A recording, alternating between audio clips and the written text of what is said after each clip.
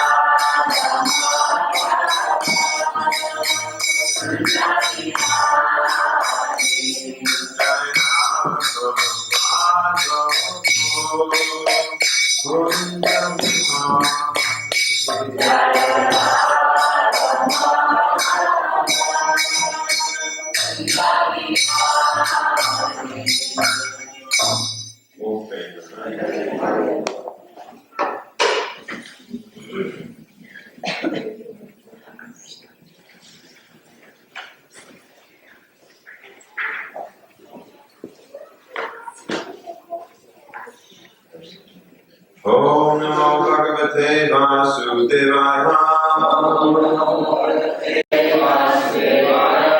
Om Namo Bhagavate Vasudevaya. Om Namo Bhagavate Vasudevaya. Srimad Bhagavatam, Canto 2, Chapter 1, Text 25. Andakoshe Shariresmin Sattvavarana Samyute Vairaja Purusho Yosho Vairaja Purusho Yosho Bhagavan Dharana Shreya Bhagavan Dharana Shreya Andakoshe Shariresmin Shaktavarana Samyute Vairaja Purusho Yosa Bhagavan Dharana Shreya Andakoshe Shariresmin Sattvavarana Samyute Vairaja Purusho Yosa Bhagavan Dharana Shreya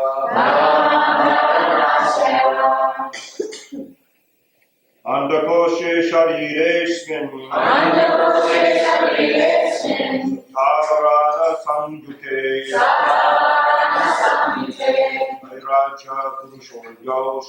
Vayaraja Purushoyoso Bhagavan Dharanashraya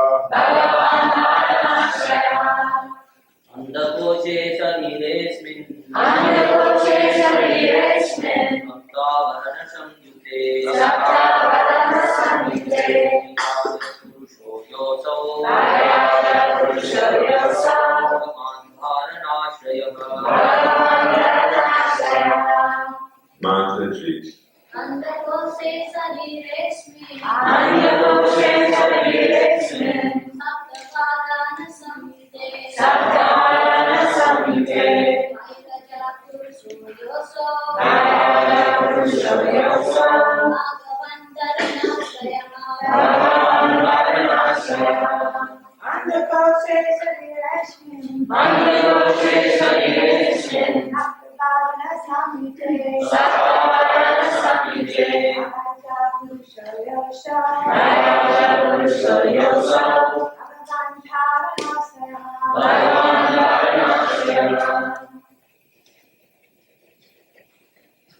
Andakoshe.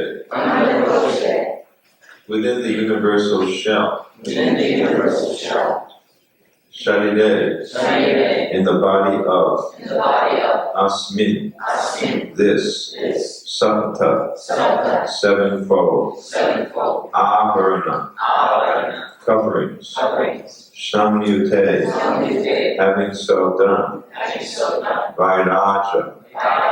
The gigantic universal Purusha, form of the Lord.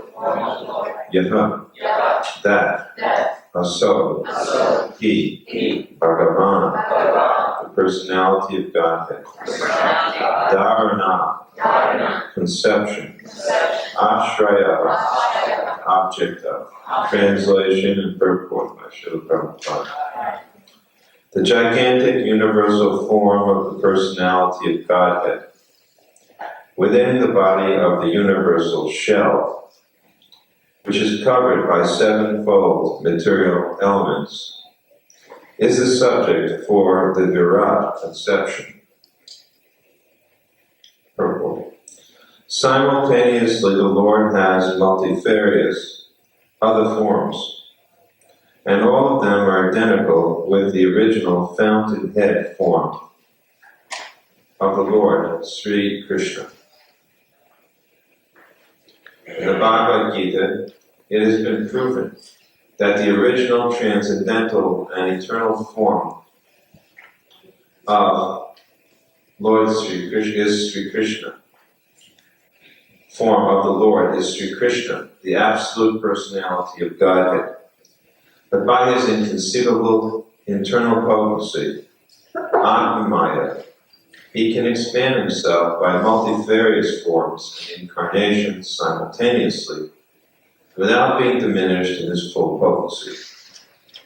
He is complete, and although innumerable complete forms emanate from him, he is still complete without any loss. That is his spiritual or internal potency.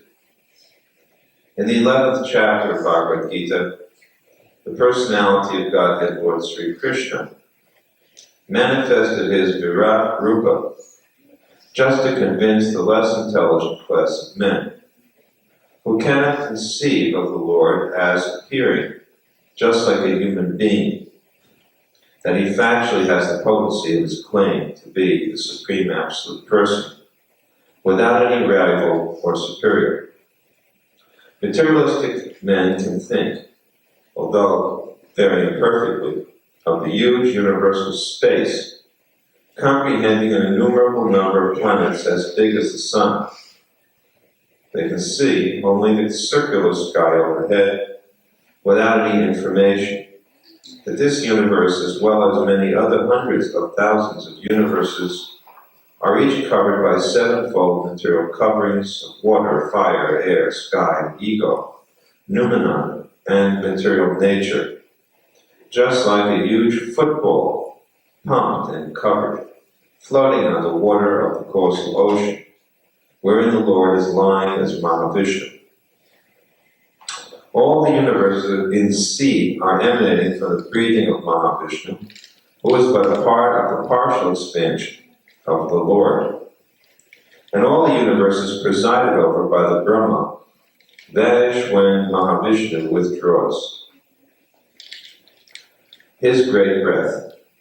In this way, the material worlds are being created and vanished by the supreme will of the Lord.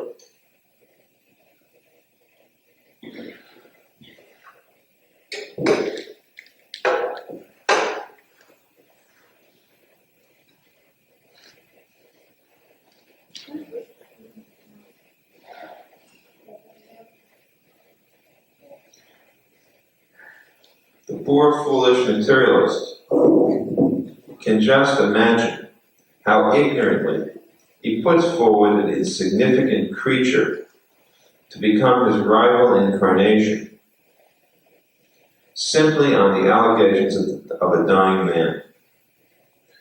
The Virat Rupa was particularly exhibited by the Lord just to give lessons to such foolish men so that one can accept the person as the incarnation of Godhead only if such a person is able to exhibit such a Virat Rupa as Lord Krishna did.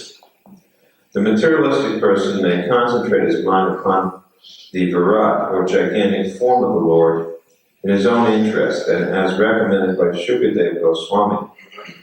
But he must be on his guard not to be misled by pretenders who claim to be identical person as Lord Sri Krishna, but are not able to act like him or exhibit the Virat Rupa, comprehending the whole of the universe.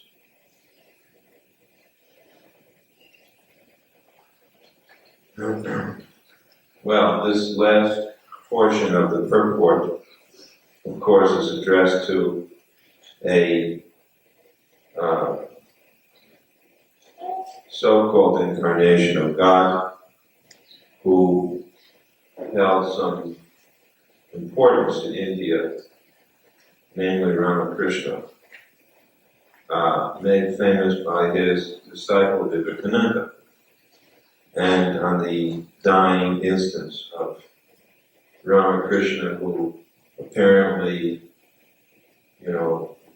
by electrical charge, as if by electrical charge, transferred his potency to Vivekananda, who then declared Ramakrishna to be an incarnation of God.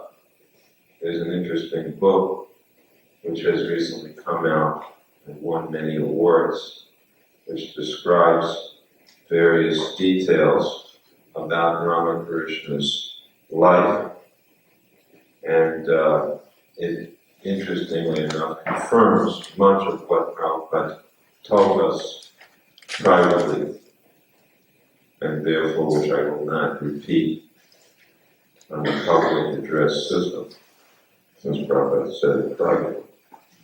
Needless to say, it does not establish Ramakrishna as an incarnation of God. And it does a lot less than that. So, in any case, this is not a major concern any longer for us on one level. Although it is not a major, he is certainly not a major concern anymore. He's not a main player on the stage that we have to deal with. Certainly Prabhupada did have to deal with him, and he was more prominent at the time. But it does point out an important fact for us, which is that we have to know how to recognize the incarnation of God. There are a number of important points in this purport. That's going to be one of them. That is how to recognize properly who is an incarnation of God. Christianity has their incarnation of God, and generally they make some exclusive claims about him, Jesus, that he is the special revelation of God. Modern-day liberal Christian theologians like to say that he is the final, product of evolution. That's how they now describe Jesus. Jesus is the pinnacle of the evolutionary process, which began as some, very basic one-celled creature and has finally come up to human level. And in Jesus, we have a perfect human being, which I think is reasonable. The problem is that, as Prabhupada once said, when two priests confronted him in Seattle in 1968, I was there, they confronted Prabhupada, do you accept Jesus Christ? And first, Prabhupada said, well, do you accept God is limited or unlimited? They said, unlimited. Is he the Father? They said, yes. If he's an unlimited Father, do you accept that he can have unlimited sons, daughters? And then, of course, they didn't want to answer that question. Prabhupada trapped them with his logic.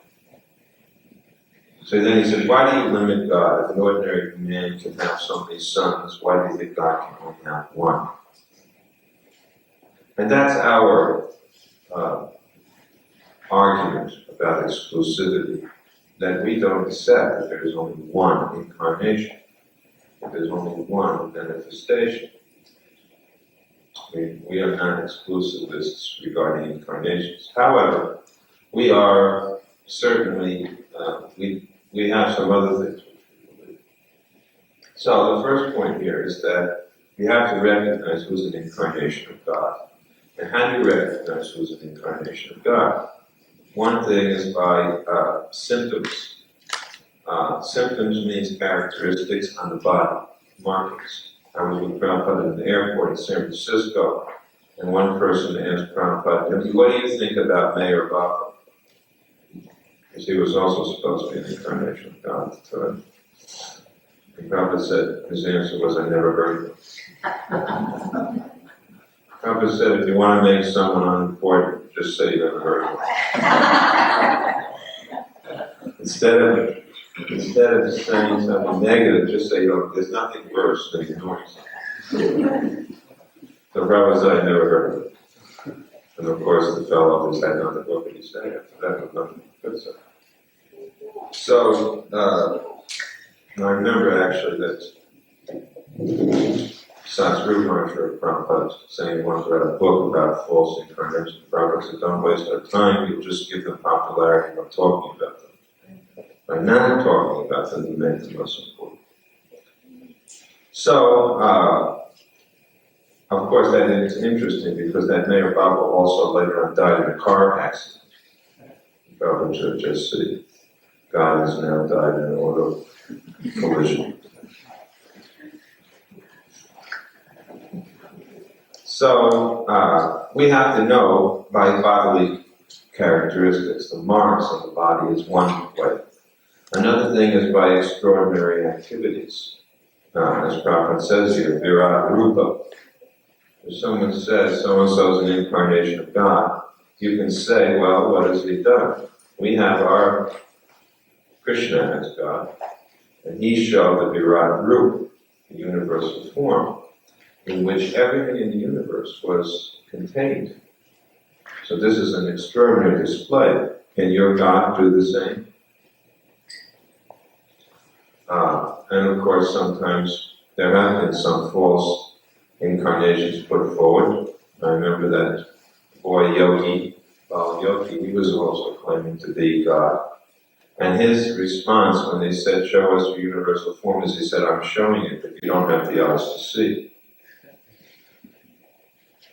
And of course, if you remember in Bhagavad Gita, what does Krishna say?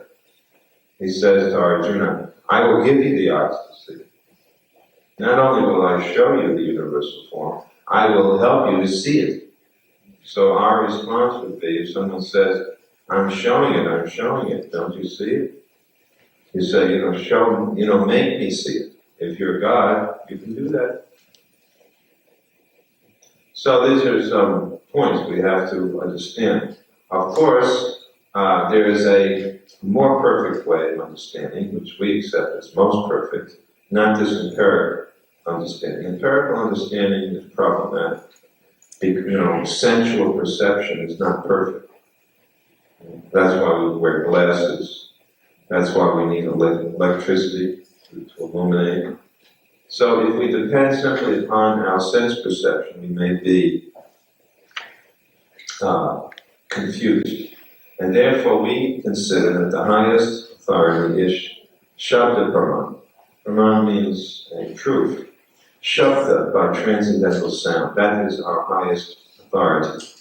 Of course, that's, again, a problem these days because people no longer like to understand things literally. You know, everything is simply symbolic. I totally agree.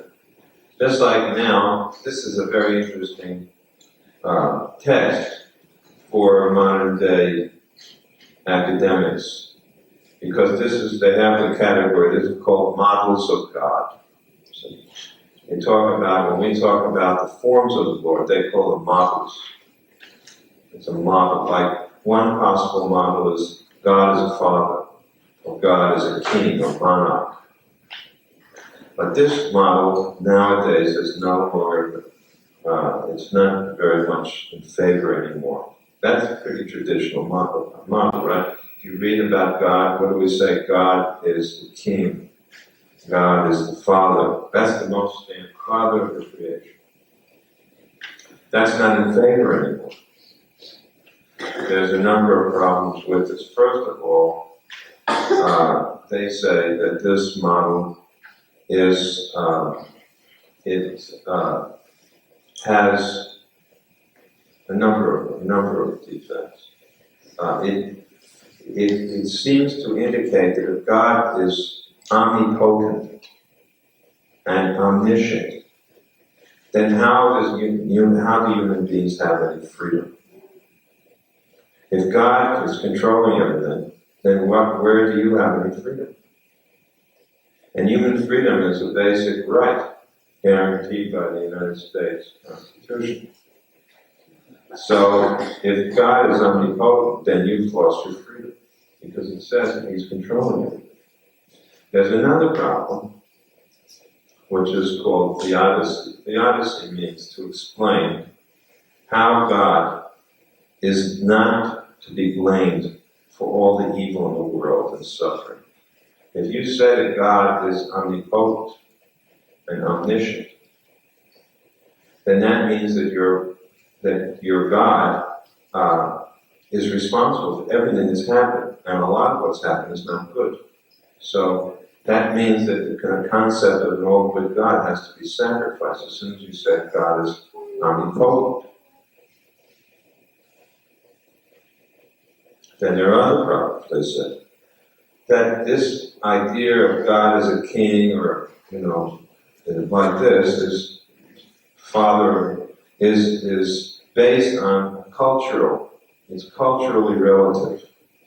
It was derived from a time when it was a patriarchal society. But now, women are equal to men. So this, if nowadays we were to create a theology, it has to suit the time. And that doesn't suit the time anymore. Not only that, but it emphasizes power and control. And that's not so appealing. It's more appealing to have God as a persuasive influence than as a compelling force. Everybody prefers that God is persuasive, not a God who just orders. Then there are other things. If you say that God is omniscient, all-knowing, that means He knows the past, He knows the present, and He knows the future. However, modern science has demonstrated that no one can know the future because there's a large degree of chance acting within the universe. Things cannot be predicted. It's impossible to predict, they say, each and everything. Therefore, the future cannot be perfectly known. So to say that God knows everything contradicts what we have learned about material science. So then and the further problem with this model of creator is that there's an ever new creation going on. So if you say, as the Bible says, that God created the heavens and the earth in 6 days, and then on the seventh day he rested, the creation is finished. If you try to claim that there's no more creation going on, that also contradicts modern science, because modern science sees that there are new things being created all the time. Continuous creation is going on. In other words, they say you have to come up with a model that will be able to adjust and account for everything, suitable to our time, that talks to the people of our time. Otherwise, it won't be successful. That's their claim. So, of course, we have responses to this. One thing is that when we talk about God and human freedom, we know that the supersoul accompanies the living entity, Paramatma. And the supersoul is described in the Bhagavad Gita. It does not force the living entity in any way. It says it's seated on a machine. He is seated within the heart of the living entity and directs the wandering of the living entity. So what is the direction given by supersoul? Is it force? No. We see the supersoul manifested in form in the form of Krishna when he spoke with Arjuna. Krishna gave Arjuna enlightenment. And at the end of giving Arjuna so much instruction, what did he say to Arjuna? Now, Arjuna, have you heard nicely? What have you decided that you're going to do? He doesn't tell Arjuna, I've decided for you. In other words, a guru, what to speak of God and guru both, they don't force. They don't force. Sometimes a disciple goes to the spiritual man and says, I'm so confused, I don't know what to do. Could you please just tell me what to do? The spiritual master won't do that. Especially nowadays, because you might file a court case. Well, my spiritual master gave me the wrong advice on how to invest my funds. And I lost my lifetime savings. Therefore, I'm filing a suit, civil suit in the court. So for that reason, the guru will never order. And for another reason, the guru won't order, which is that Krishna himself doesn't order. Because we cannot take away the minute degree of independence. Why is it called the minute degree of independence? Because you really don't have a whole lot of choices. Sometimes Prabhupada makes it very simply, says, you have two choices, Krishna or Maya. Once you make one or the other choice, you surrendered. To some degree, you surrendered your independence. In other words, someone who says that they're really free to choose, we would argue that you're not really free to choose. Everything is so, loaded with all kinds of influences. Your choices are not your own. They're conditioned, strongly conditioned by the culture which you're living in, by the upbringing that you had from your parents, by all of the influences of advertising, by your own desires, which are not only this lifetime, but previous lifetimes. I mean, we could go on and on. I wonder how long a list would be if you tried to figure out every possible, conceivable influence that works on your life. How many things would you say there might be? Millions. I mean, if you had enough brain power, we could go, there's just no limit to the amount of subliminal influences, right? You go into a supermarket, there must be 10,000 influences working on you. What to speak of all the radio waves that are bombarding, it goes on. It's just impossible. If we start to talk about biological influences, how, like the temperature, don't you think the temperature influences it here? What's wrong? Huh? No. I don't know what you say. No, I have to think about you instead of what I'm trying to say. So, all of these influences are, going on. So if someone says, I want to be free, and you people are no longer free, What a joke. That is complete foolishness. On the other hand, what kind of freedom do we have? Well, we certainly, I would say that we have less of all these influences acting upon us. Why? Because primarily we try to take the guidance of Guru, Sadhu, and Shastra. Basically, that's what we do. We trade off huge array of influences which are really beyond our control or even choice. I don't think most people choose to have all those things influencing them. And we choose to allow ourselves to be guided by the Guru, or Gurus, by Sadhu, saintly persons, and Shastra. Now, there's a big thing going on, isn't there, about this cult suicide. Maharaj was telling me yesterday that he, this cult suicide is, I guess you've all heard about it, right? There's 39 people suicided, took some poisoning, and they were all between the ages of 30 and 70. Apparently about 9 of them are from Texas. Maharaj says he even knew the family from Corpus Christi. He didn't tell me too much more about the connections, and I'm beginning to wonder. As you will know. Anyway, they were in the computer, the one they had a business, they were based out in the San Diego area. I told Nandini, if you had still been there, you might have been one of them. You're the type that they would prey on. So anyway, they're this cult. The whole thing is, anyway, their main thing is that they believe that the time for leaving this world had come, that there's a spaceship that was coming to get them, that was in the tail of a comet that's about to take them, and, so they were terminating their life. And they had some unusual characteristics. One thing is that they were into a computer business. The second thing is that they would ask people if they kept their hair short. And the third thing is that they asked people to take their shoes off whenever they came inside their place.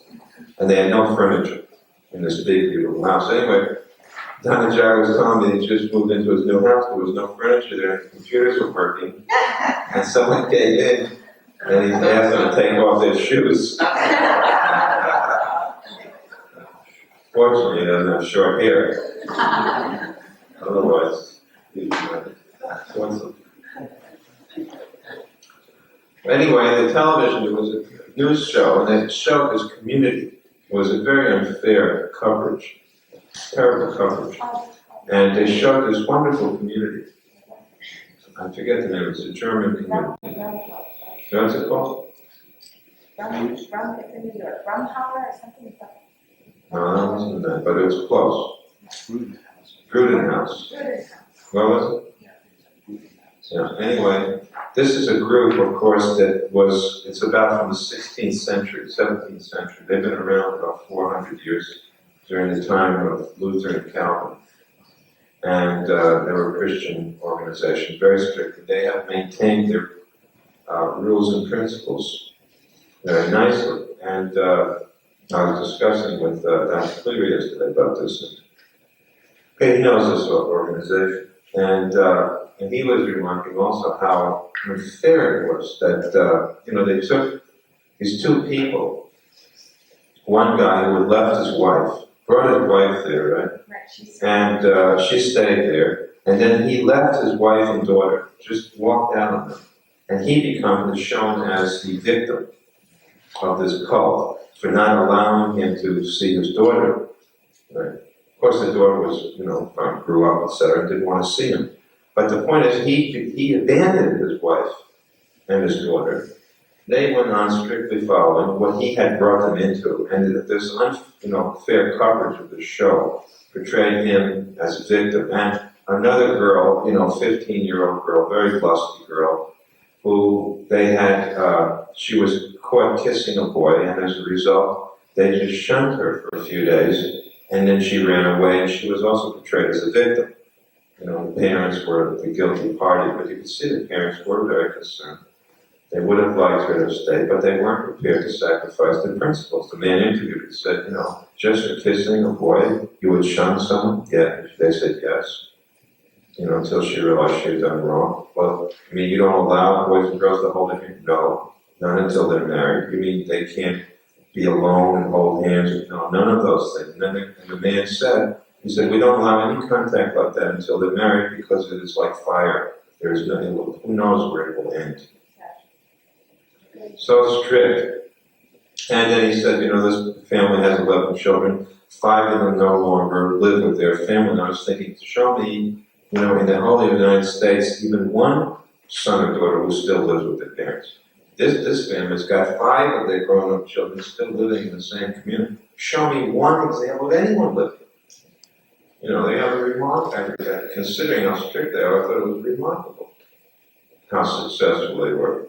And it's very nice. I was so happy to see this community. Of course, you can imagine most viewers didn't see it this way. But it was very nice. Very, very nice. They had a beautiful place there. And so, this type of idea. What is the issue here? It's being mind controlled. The issue is mind control. In other words, human freedom is considered very important. A person should be able to make up his or her own mind without any coercion. But as I tried to point out earlier, where is the question of that? Where is the question of no coercion? There's such tremendous coercion. Rather, they decided to let God be the primary force in their life. There was another program on last night on Channel 13, a very good program about how Hollywood is dead against anything having to do with God. That they always portray negatively any type of religious theme. And they show it straight across the board of any type. It's always portrayed in a very, very negative way. And you say that we're not, there's no influence? The influence is from Hollywood, the influence is on television, the influence is in books, the influence is in newspapers, the influence is in the academic institutions in which they have separated religion, right? It used to be, I'm reading one book where it's describing that the entire purpose originally of education was to train up the persons who would be in the ministry. The only higher education in the United States, up until 100 years ago, before the Civil War, there was no science taught in the academic higher education institutions.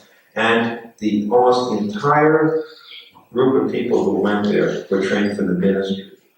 It was the ministers who were considered to be needing to receive higher education. Other things were called vocations. You didn't have to go and become, learned in the arts, for other purposes. Now, when I'm not arguing that that's the best thing, I'm only trying to point out how important the ministry was in those days. Very important it was. And how now it is totally different. Now you don't get that at all. All the major universities in the United States were started as seminaries. Harvard, Yale, Princeton, they were all seminaries. Then later on they expanded to become, what do they call them now? Not universities, they have another word for it. What is that? I forget, there's a, no. Multiversity, that's what, it's not uni. It's multiversity cafeteriaism. In other words, there's so many different topics taught, but there's one topic that's not taught, God. The one topic that was taught is now out, and all other topics have been accommodated. So this whole point of, what has happened in the world today is very sad. And here we have a different system. I was reading another book where someone was making a critique of Prabhupada's Bhagavad Gita. It wasn't very, I just scanned it last night, but it wasn't very favorable, saying that, Prabhupada uses the Gita to promote his movement, uses the Gita to promote his particular method of surrendering, but it doesn't really explicate the topics of the Gita. It doesn't present them systematically. And yet Prabhupada calls his Gita Bhagavad Gita as it is. So why is it that one scholar would say that as opposed to Prabhupada, what he says? Now Prabhupada says that he understands the purpose of the Gita because of the verse in the Bhagavad Gita which Krishna says to Arjuna, Bhaktosi me sakacheti. And it is rahasya, it is very secret. I'm going to explain this secret knowledge to you because you're my devotee and my friend. Otherwise you can't understand it. And in fact, he makes that point, the scholar. He criticizes. He said, not only does Prabhupada feel, Bhaktivedanta Swami feel that he's the qualified person to explain it, he also says that none of us are qualified because we are not devotees. We don't follow his system. And that's exactly what Prabhupada says. Because he says that's exactly what Krishna says. So this point that Prabhupada makes here, they look up in the sky and they only see what they can see, but they do not see the seven coverings of the universe. And they do not see the other universes beyond. Why? Because their whole method of understanding is empirical evidence. It is this difference between ascending knowledge and descending knowledge. That I can understand something by dint of my senses, my logic, my reason, as opposed to understanding through faith and devotion. Now, which is stronger? This is the question. Which is the better way to get knowledge? Our idea is that God is the creator. He created the universe. And he's the universal architect. And he describes how he created the universe. And if you read these textbooks, these spiritual textbooks, the Vedas, which are a lot more authoritative and very much more detailed than books like the Bible, give detailed descriptions about how Krishna made the universe. And all you got to do is open the books and accept them as truth. Now that, of course, that's where the whole problem was. Because they open these books and they say, you can't read these books literally. Well, that may be so. If you're reading a book that says that, as simplistically, that God created the universe in 6 days, and it took place 6,000 years ago, I guess you can't read it literally. But our books don't say that. Our books say that it was billions of years ago. And they go into a lot of detailed information. And that's why Prabhupada didn't say to us, come out with some symbolic explanation for what's mentioned in the Bhagavatam. What did he say? He said, take the 5th canto of the Bhagavatam, which describes the universe, and using scientific methodology and scientific language, prove that it's true. Modern day scholars would say, you've got to be kidding, it's true. That's not true. How can it be true? It's written by people a few thousand years ago. They didn't have any knowledge that we have today. You've got to just get some symbolic meaning out of it. Nothing more than that. No, we don't take that view. We understand that there are lots of symbols and lots of meanings within every verse, but one of them is also the literal meaning. And as soon as you discard the literal meaning of a text, you're in the realm of speculation, thorough and total speculation. And the only thing you've got left to go on, is then you start to pin the speculation on whatever is available at the time. And that's exactly what they said. Religion should be adjusted from age to age. If 500 years from now there are new discoveries, just change this, the meaning, change the reading of the symbols. Now that certainly never satisfied me. I remember when I was first going to college, and one of the most disturbing things was that I had this realization. I remember this very clearly. I had a realization that everything was simply, from what that I had been taught, everything was just atoms. There was nothing but atoms. My body was atoms, I was an atom, the combination of atoms. The air was atoms. In other words, I got this real clear, understanding that there's just, this is reductionism. Breaking everything, reducing everything to the atom. Right? That's atomism, or materialism. But from that position, I went and I went and I started reading the Bible. And as soon as I read the Bible, I became much more satisfied. Especially I became satisfied thinking that there's, and I already had this belief that there's God. And I saw nature was very organized. And then when I read Prabhupada's books, it was so much more satisfying. I was not satisfied to reduce everything to atoms. It didn't satisfy me. I was much more satisfied to know that there is an eternal element known as a soul. And that there is an eternal world. And that there are persons and relationships. And that these are real. Because ultimately, a theology or philosophy, it has to talk to you and make sense to you and strike a chord of recognition and satisfy your heart. Well, it didn't satisfy my heart to just think everything's atoms. It doesn't satisfy me at all. I feel much more satisfied reading the Bhagavatam and taking it literally that Krishna is a real person. And he lives in Vrindavan, eternally. And that this Vrindavan is a replica of that Vrindavan. And he appears here occasionally. And he comes with his associates, and they exist. I find that much more believable than to simply put all of my energy into relating only with the people of this world whose bodies are made of stool and urine.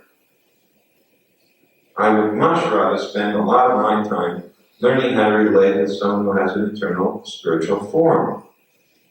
Now, if you say that's make-believe, well, if your body is make-believe, it wasn't here 100 years ago, and it's going to be 100 years from now here. And that's also make-believe then. So why should I do this? And you'll say, well, it has reality now. Well, then my mind has reality. And even if you say that Krishna is a product of my mind, well, so what? It's another type of reality. We could even argue on that level. And it's a lot more pleasing than your body. Krishna's body, serving God and Krishna deities, are much more pleasing than your body. They look more beautiful than you. They don't pass foul hair. They don't go through all kinds of emotional hang-ups.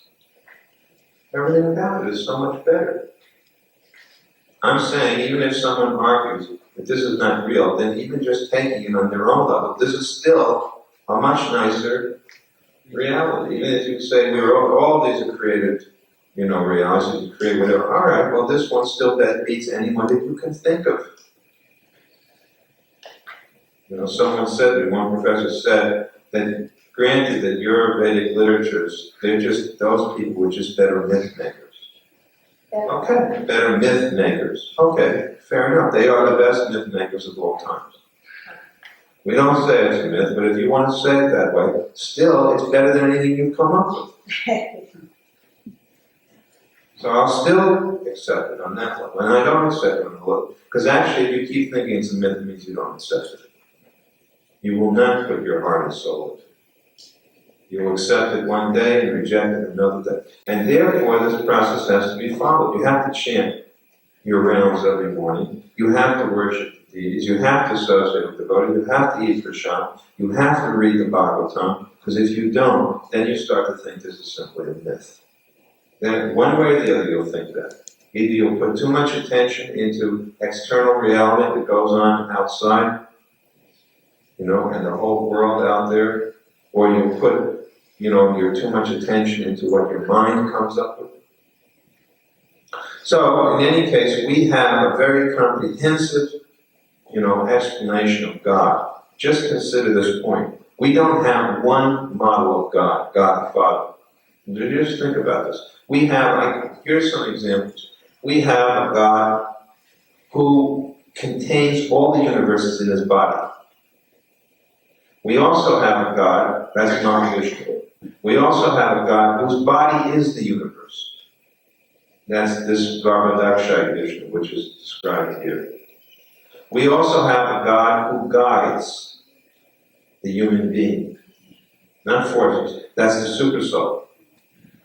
We also have a God who is the friend, Krishna, who can be a parent, Krishna, a child, Krishna, a lover, Krishna. We also have the feminine aspect of God, Srimati Radharani, with all of her feminine qualities. And we can go on and on. There's so many incarnations of God. So there is no theology that has ever existed which has such an elaborate description of different forms of the Lord. Again, some critic or skeptic, they're skeptics, will say, well, that just means they were better model makers. Okay? That's right, they are better. They're better model makers, they were better at music, they're better at cooking, they're more sensible in dress. They built more elaborate temples. So let's go, compare it. That's why we bought into Krishna consciousness, because it beats everything else. And if you say, well, it doesn't, you didn't have airplanes. Yeah, you have airplanes, but you have a lot of problems with those airplanes. And they did have airplanes that didn't have the same problems. But that art is lost. The biggest problem is that the whole modern day civilization is creating more problems than it's solving. It's creating so many problems that people can't live on this planet anymore. So if that's the final outcome of your philosophy, what does it say about your philosophy? Here's a civilization that lived for thousands of years, and it can continue to live. But it's very simple. Actually, people are meant to live simply. And as soon as they become, more and more entangled in materialism, life becomes hellish, and the planet becomes unlivable. And people don't like this. They don't accept that the solution to the problems of life is to regress socially in terms of, progress. But actually, Prabhupada argued for that. His argument was, these city temples are preaching facilities. So we're not showing an ideal in these temples. His idea was that if you want to see an ideal, we should create a rural community ideal based on cow protection and, using the bullocks to turn the soil and live very simply. And show simple living and high thinking as the ideal model. In the city temples, utility was the principle. In the city temple, you can use any facility you want. But in terms of ideal societies, he said we should establish varnashram communities out in the countryside, where you can show how to live in a very simple way. So we do not believe that these big cities are ideals. And we don't say that you can live ideally in these big cities. You can't. The only reason we're in these cities is to preach. And we need to remember that. We should remember that. Because many people here just think, they don't think like that. They just sort of try to make a living and live here and get on with their life. But why live here? This is hell. You're not going to preach, what's the point of being in the city? And when I say preach, I don't mean that you may not be the only person to go out and preach. If you don't help this movement to go on, go forward, what's the point of being in the city? That's the only point. There are many people living here. It's easy to get to them and reach out to them. Okay, I spoke enough. I will stop here. Anyone have any comments or questions? Yes, pretty good. You're talking about how it's difficult for people to understand philosophy, to understand these Krishna conscious thoughts. And we hear that scenes where people like to see examples of things. Most people are followers. Most people are followers. They like to see things practically demonstrated. So based on that, it seems to me that it's necessary for the Krishna consciousness movement to practically demonstrate philosophy to show how many people to do actually work. However, this means that most of the emphasis on our preaching strategy has been just in propagating this knowledge and these ideas. Okay. Most people aren't able to. And Prabhupada is saying that it's important for people, if they're going to believe they're supposed to see it practically demonstrated. But our movement spends more time and energy in just propagating rather than demonstrating. Yeah, I think that we don't have any rural communities here, so we only have our preaching center. But the only part I can see that we try to demonstrate is a community in which people live together harmoniously. They do come together and worship. I mean, we do follow a great deal. We don't go to the point of self-sufficiency. You can't be self-sufficient in terms of electricity and stuff like that, living in the middle of the city. It could be done out in the rural countryside. But so we have to think of which things we can demonstrate. We can demonstrate coming to the morning program, having a community around God, centered around God. We can have a prasadam restaurant. We can have a school where we teach our children nicely. I mean, I do think we demonstrate many things here. But as far as like self-sufficient living, that can't be done in the city. It's impossible. You need cows. Self-sufficiency depends on two things, the cow and land. You can't keep legally a cow in the city. And you can't buy it. The land is too costly to buy it, to be able to grow everything you need here. We have a number of rural communities, but they have failed completely to do what Prabhupada wanted them to do. There's not a single community that has succeeded in doing it. It's too difficult.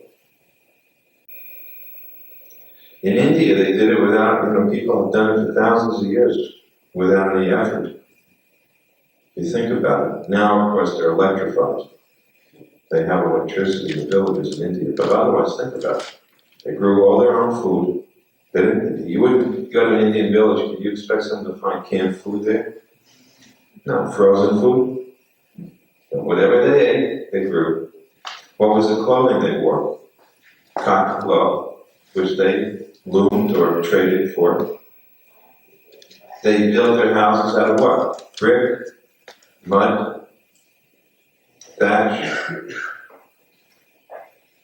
Now they have other things. They want better houses, so they put windows in with steel and glass. But if you think about it, they solved the problems. They have very simple lifestyle in Indian villages. Now the question is whether we can forget our life enough to go to that standard. That's one very, very difficult. Even for Indians now, who know what electricity is, you tell them that, that there's not a single village in India that's not electrified now. Which means they also have television. But that culture is finished. Now the television has entered India. It's finished. So we'd have to go back to that very simple lifestyle. It's very hard to do this. Very hard. I think it's harder than anything else. I don't think there's a single challenge more difficult than that challenge. And if there's one challenge, it's almost as if unless there was a total breakdown in the present world order, I can't imagine anything that would force people to do this, even devotees to do it. It's so hard. I just can't see devotees doing it. We could try it. I mean, if we made up our minds, we could try it. I have to make my mind up to do it. I mean, if I make my mind up, then I would live that way. I'd be prepared to live like that. And if I did, I'm sure others would. But I haven't made up my mind to do that. Now, it felt that it was, Krishna's will to do it, but then I'd pick the right place. I wouldn't do it up here, it's too cold. I'd have to go further south. I don't know if I want to do it in Texas. That's another point to recognize, that India is an ideal climate. Ideal climate. It's the best climate in the world, really. Heat is fine, you can tolerate it, and Indian soil is very good also. The weather's like a clock. The monsoon comes on time. The rains come, the sky.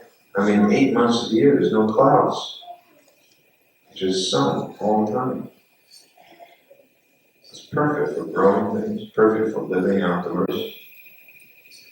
And as soon as you get away from India, you go into places like let's say the Eskimos. Eskimos eat meat. They gotta eat meat and fish. But Indians didn't have to do that because look at the perfect climate. So this is a problem. This is a big problem. In other words, people who traditionally live in cold climates were meat eaters. Civilized people don't live in cold climates. They didn't get the karma to be born in cold climates. So there's a problem for modern day preaching, because now you can see this. There's a lot of problems with this. Supposing we we find a place like in, what's that place? Where was Jonestown? Yeah, we could get a place in Guyana. Hare Krishna has moved to Guyana. Krishna Town. Cult leader takes his community there. What impact would it have on the world if people just said this is impractical? So Prabhupada was going to be inaugurated in 1977. At least they have solved the major problem, Prabhupada said, food. They have solved the first major problem, food. The Amish do pretty well. I don't think they use electricity, do they? They don't use electricity. So bakeries in Tennessee, and it's not down to the local stores and Buggies. Horse and buggy. It could be done. But they don't attract a lot of people. You have to be prepared. That's the thing. You have to be prepared. You have to attract a lot of people to it. But that doesn't mean it's wrong. We don't attract a lot of people now either to join us. So some people will be attracted. in the future.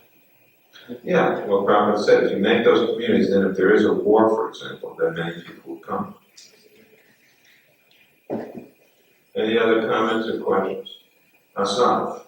You mentioned how all the modern professors, they say that religion has to be changed according to time. And, Not all of them, but a lot of them. and we know that Prabhupada, when he came, you had to adjust the king. Yeah, that's a good point. Where's the limited adjustment? Yeah, Prabhupada did make some adjustments. He let women live in ashrams, which they had not done before. He, as a sannyasi, made arrangements for marriages, which as a sannyasi, you're not supposed to have to do. He did many that he let women have the Brahma Gayatri, which apparently they didn't get. I was just listening to Prabhupada saying women don't have to get the purificatory process. If their husbands are Brahmins, they're automatically Brahmins. But Prabhupada gave Brahmins to make Brahmins of the women individually, independently of whether they were married or not. The Acharya is a person who can adjust according to time, place, and circumstance. And we have our governing body commission, GBC, that functions as practically the Acharya of this movement. We don't have a single person, but we have a governing body. And the governing body considers things and does the needful. But not an ordinary individual should not try. Now the question could be asked, an Acharya is an empowered individual. If you put many ordinary individuals together, does it make them empowered or extraordinary? That's a good point. I think my answer would be yes, on the basis that Prabhupada said that they will be empowered by taking that responsibility. It's an instruction Prabhupada gave before and governing body. Bhaktivedanta said the same. So that's a transcendental principle. That even ordinary, and they're not ordinary, but especially ordinary, let's say extraordinary people coming together as a group under the guidance of, the transcendental disciplic line becomes empowered. I believe that. Any other questions? We're running over time. Yes? Yes, this is a question on free will. I was talking to someone and he asked me, do you think that God knows your future?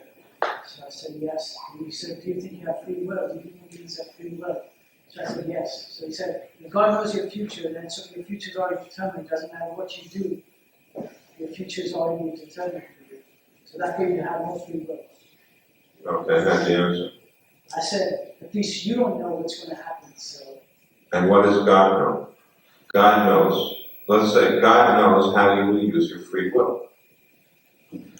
It's knowing how you'll use your free will is not the same as determining how you should use it. That's how you have to explain this. God may know how I will use my free will, but He doesn't determine it. He lets me decide that, but He knows what I'll decide. But He doesn't exercise any influence over it.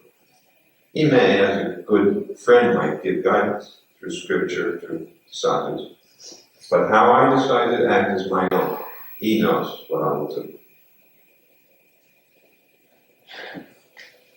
And He's just very intelligent. If you have a small child and you're watching the child playing with fire, you may know that the child will eventually get burnt, but you don't think the child will burn.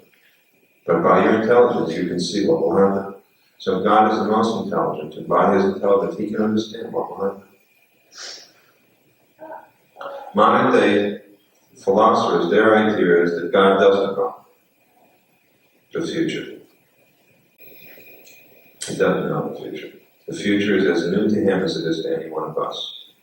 And not only that, they also say that God is affected by our choices. So God is also in a constant state of becoming. They don't like the word being. They say God is not a being, He's becoming. And they don't say He. God is becoming. They replace the word being with becoming. They don't want anything to be static. Everything has to be in a constant state of change, because they say that is the way science has shown that material existence really is. It's in a constant state of change. Anyway, that's the answer to give. All right. We'll stop here. I've got to read 150 pages. You'll see me out in the garden. I'm reading all day today. If you can set up a table, I'll do 7 hours a day. Srila Prabhupada ki, Srimad Bhagavatam ki, Gaur Bhaktivedanta ki, Gaur Premanandi.